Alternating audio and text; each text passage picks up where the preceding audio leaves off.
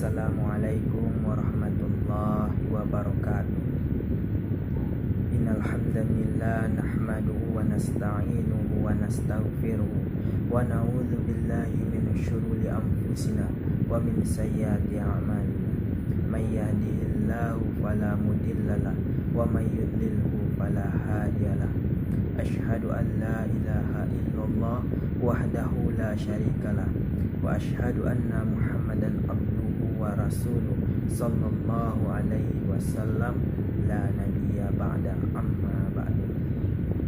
Puji syukur kita ucapkan kehadirat Allah Subhanahu wa taala, yang mana Allah Subhanahu wa taala telah memberikan kepada kita nikmat kesempatan dan nikmat kesehatan. Dan juga semoga Allah melindungi diri kita dan keluarga kita dari penyakit yang sangat berbahaya yang sedang marak pada sekarang ini, yakninya COVID-19. Semoga kita terlindungi dari penyakit tersebut. Amin amin ya robbal alamin. Salawat serta salam tak bosan-bosannya kita doakan kepada Allah Subhanahu wa taala untuk pucuk pimpinan umat Islam sedunia, yakninya Nabi Muhammad sallallahu alaihi wasallam. Allahumma shalli ala Muhammad wa ala ali Muhammad.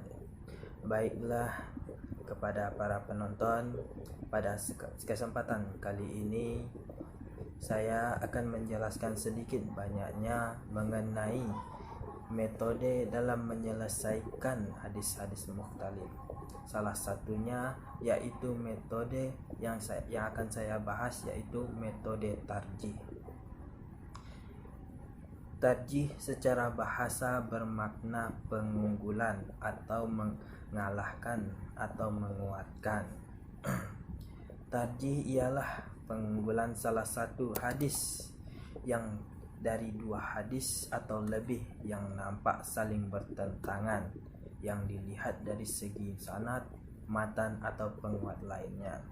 Dengan demikian, pendekatan tarjih adalah memahami hadis-hadis yang nampak bertentangan dengan cara membandingkan dan memberi penguatan pada salah satunya. Dasar adanya pendekatan tarjih ini adalah realitas bahwa hadis-hadis Nabi berada pada tingkatan kekuatan validitas yang berbeda, pada kekuatan tingkatan keotentikan atau keaslian yang berbeda-beda. Kejelasan dilalahnya juga berbeda-beda. Hal ini wajar karena kemampuan para sahabat pada saat itu atau pada saat mendengarkan hadis-hadis Nabi ini, mereka berbeda-beda, di mana ada sahabat yang daya ingatnya itu kuat dan ada sahabat yang daya ingatnya itu kurang kuat. Dan juga memahami hadis atau maksud dari Nabi itu mereka juga berbeda-beda.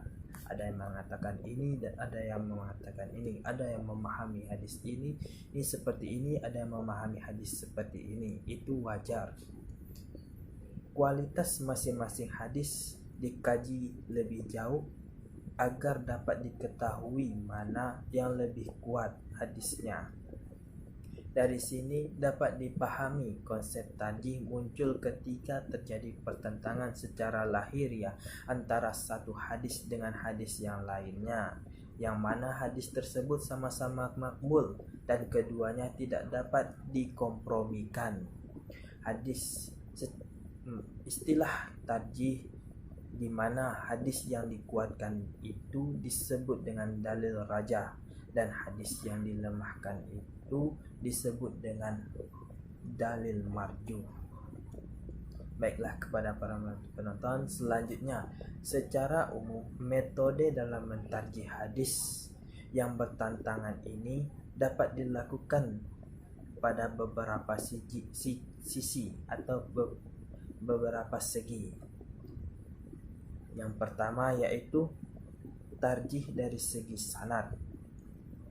Tarjih dari segi ini dapat dilakukan dengan meneliti kuantitas rawi, karena hadis-hadis Nabi yang direwayatkan pada kita memiliki jumlah rawi yang berbeda-beda.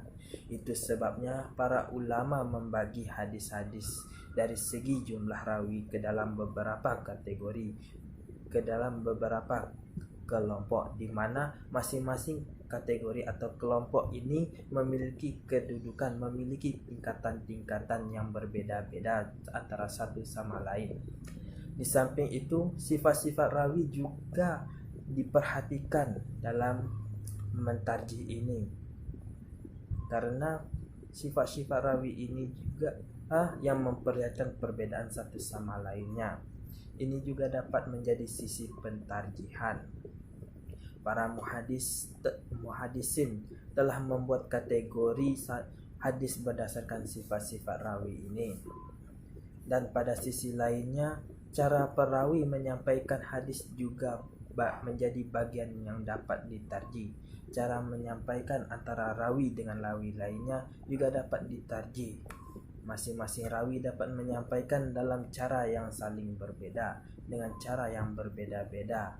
Di antara cara tersebut ada yang memiliki nilai akurasi yang tinggi. Selanjutnya yaitu yang kedua, yaitu tarjih dari segi matan.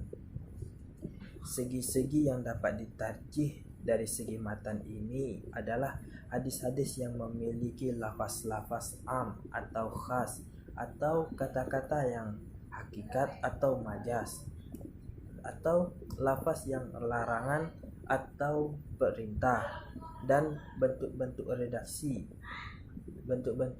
hadis seperti hadis qaul atau fi'li Nabi, dan dapat pula dengan memperhatikan redaksi yang digunakan oleh Nabi dalam matan untuk dapat mengetahui apakah di dalamnya terdapat ilat atau kejanggalan.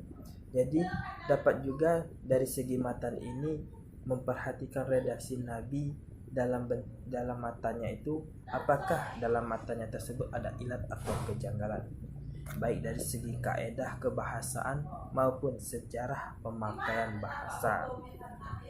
Yang ketiga, tarjih dari segi kandungannya, dengan memperhatikan atau meneliti makna yang dikandungnya untuk mengetahui apakah bertentangan dengan nas Al-Quran atau tidak, apakah bertentangan dengan nas yang lebih sahih atau tidak, atau bertentangan dengan logika, sejarah, dan lain-lainnya.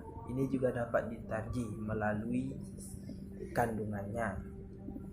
Yang terakhir yaitu tarjih dari segi dalil lainnya sebagai indikator, dengan memperhatikan dalil lainnya yang bisa menambah nilai tinggi bagi salah satu hadis Nabi yang bertentangan. Jadi mencari hadis-hadis lain, mencari hadis-hadis yang mendukung hadis tersebut, sehingga dapat juga ditarjih atau menguatkan hadis itu. Demikianlah penjelasan sedikit dari saya mengenai salah satu metode dalam menyelesaikan hadis mukhtalif, yaitu metode tarjih. Apabila ada salah-salah kata dari saya mohon maaf, dan apabila masih ada kekurangan dalam pembahasan ini, saya juga minta maaf karena saya masih belajar dalam memahami hadis-hadis dan memahami hadis-hadis mukhtalif ini, dan juga kurangnya ilmu saya dalam mempelajari hadis ini. Demikian, saya ucapkan terima kasih atas perhatiannya dan menonton video ini. Mohon like and subscribe karena pada kali ini video ini. Terima kasih. Assalamualaikum warahmatullahi wabarakatuh.